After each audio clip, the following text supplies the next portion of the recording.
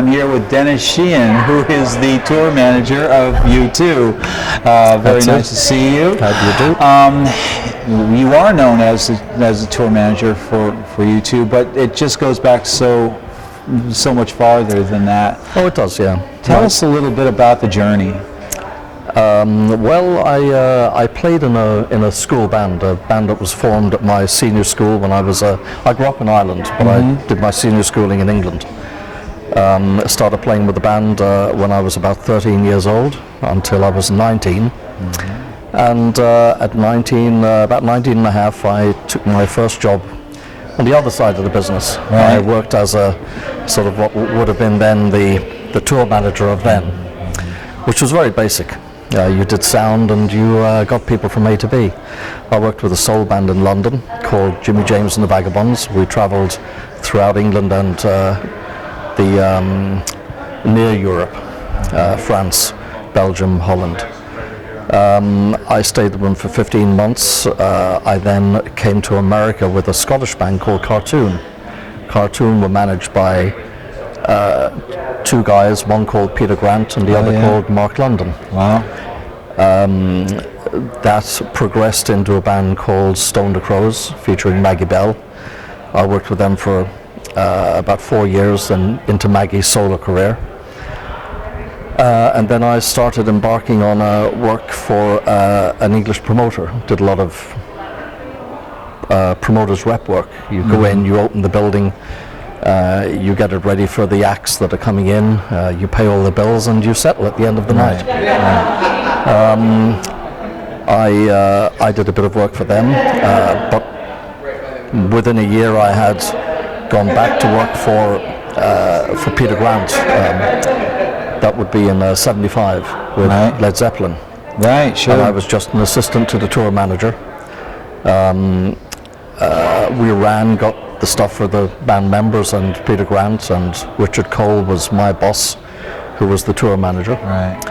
And I worked through with them until the Nebworth dates in England in 1979.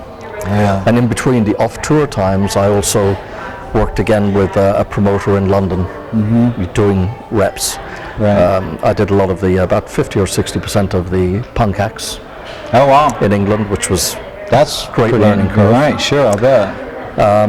And worked for Arista Records for out of London in the European department for Patti Smith Group, Iggy Pop, and a couple of others that they had brought in to elevate the Arista Records, which was like a fairly soft company, musically soft. And then in '82 I had my first meeting with the beginning of the year with Paul McGuinness. U2 were looking for a tour manager. They had two albums out and they were about to bring out the War album. Right. And we haven't looked back ever since. Not much need to. Yeah. Now I've done a couple of favours for different people. I've worked with the Irish band Clannad, whose music is used for film more than anything else. Right. Very interesting band, a very gifted band. But that's about it. But it has been, predominantly and just U2. But that keeps you busy year-round, even on the down years. Yeah, of course. We, our tours are world tours, so they're usually from the inception, the work that I have to do anyway of tour managing, of getting the tour ready, talking to the band, where we're going to base ourselves, down to the election of hotels, planes, etc., and staff. Usually it takes about 2 to 2.5 years. The last tour, the 360 tour, took a little bit longer because Bono had a problem with his back for about 3 months, so that extended. We postponed the second American leg and did it at the end of the tour, and also extended it. So that took over a 3-year period. We finished in July 2010, the end of July. So we were more or less wrapped, on my department anyway, wrapped by about September 2010. Obviously, there's been enormous change, indescribable change between now and since then to now. As you look back over it all, what part of all that change has had the greatest impact on you and your career?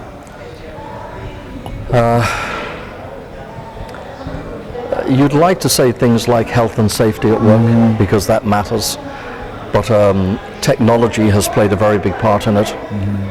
The fact that you can do things, not just U2, but any band. If you go back to the 70s and you see what Pink Floyd were doing then, it was groundbreaking. I mean, to be able to go into a venue and hear quad sound. Right. Now, the quad sound wasn't great quad sound. It certainly wasn't the quad sound you'd hear in your own front living room. But it was sort of like, it was pushing what bands could do. Right. And they were probably one of the instigators of that. With U2, it's become, and other bands that are in that category, it's become quite important to make sure that if you do a show, no matter how great the show is, no matter how great the production is, that you never allow that to overshadow the music. That's really, really important. And they work very, very hard at it. But I think, technology has allowed us to do that. Being able to hear yourself in great sound, being able to see yourself. So looking at the stuff you're doing in advance, before you even get on the road, helps build the show to an extremely professional level. In my early days, I said I used to travel with a soul band. There was 8 people in the band. There was myself and another roadie. We carried our equipment, our sound system, everything in the one vehicle. For 15 months of the year, 7 days a week, we worked like that. That was hardship. The sound wasn't the best, but it was as good as it could get at the time. Now, of course, we have computerized systems. We use the Claire system, and it is as perfect as you can get in the live situation. And you really want it to be. You want it to feel like it's live. You don't want it to feel like you're listening to a record in your front living room, because that takes the live perspective away from it. Technology has played a very big part in that. And we could say the same for, lighting. We could say the same for effects. We could say the same that, food. My early days in America, certainly not in Europe, you never got PDs and you never got food. But my early days in America, when bands used to share one space, if there was 4 bands on the bill, there would be a fridge, and there'd be a table, and the table would have bread, brown and white, and it would have like cheese slices and ham slices, and the fridge would have water and 7-Up and stuff like that. Whereas now we have caterers on the road to a big degree. We have fine dining, good meals, So it's respecting the fact that we give a tremendous amount of our time to the business. It isn't like any normal job. No, it's not. We do as many hours in a week as most people do in 2 to 2.5 weeks. We don't complain about it. Yes, we get compensated to a degree. If you're at the top end of the business, and you've been around a long time, you're getting your worth. If you're still struggling at the bottom end of the business, you may well be earning under the average wage, per hourly wage.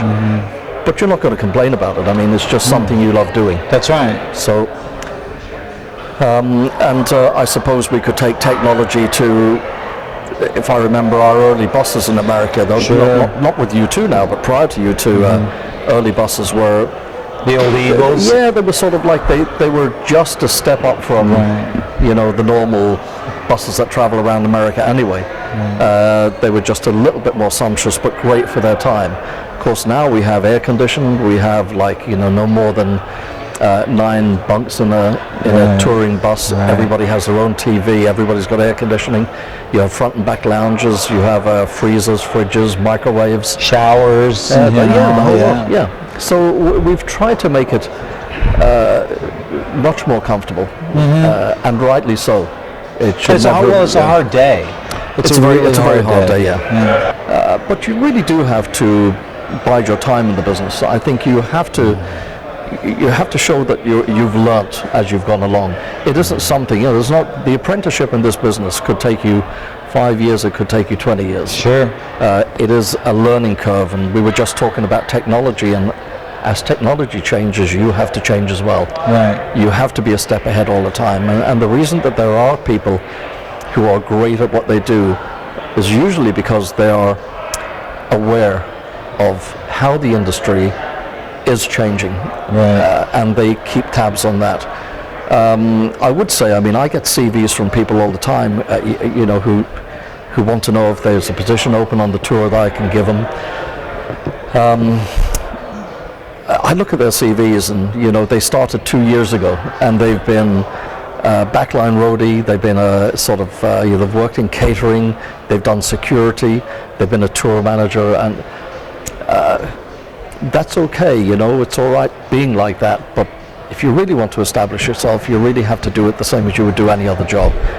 Pick a thing within the work, within the music industry you really want to do, whether it's being a tour manager, or whether it's being a guitar or a keyboards technician, and go to town on it.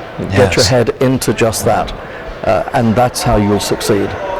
But I generally won't employ somebody who's been in the business for 2 years and has done 20 different things in it. Right. I don't think they know enough about it. There's not enough focus in their heads. No, and we do take people with us on the road. We do take young people with us on the road. The band have assistants. We employ assistants at the beginning of tours, but we need credibility on their part as well. We need to know that they have the ability to be on the road and to be able to do those hours that we're talking about. But you have to be prepared to do the work. There isn't an easy way in. There are jobs within our industry. There will always be young bands. There will always be bands looking for. That's right. People who want a roadie for them, who want to, work alongside them, and that's your in. That's right. Usually, you've got to be prepared to put in something to get in there. Absolutely. Okay. Dennis Sheehan, it's a real pleasure. All right, Michael. It's good to meet you. Thank you very much. Okay, it's a pleasure. Dennis Sheehan, folks. Bye-bye.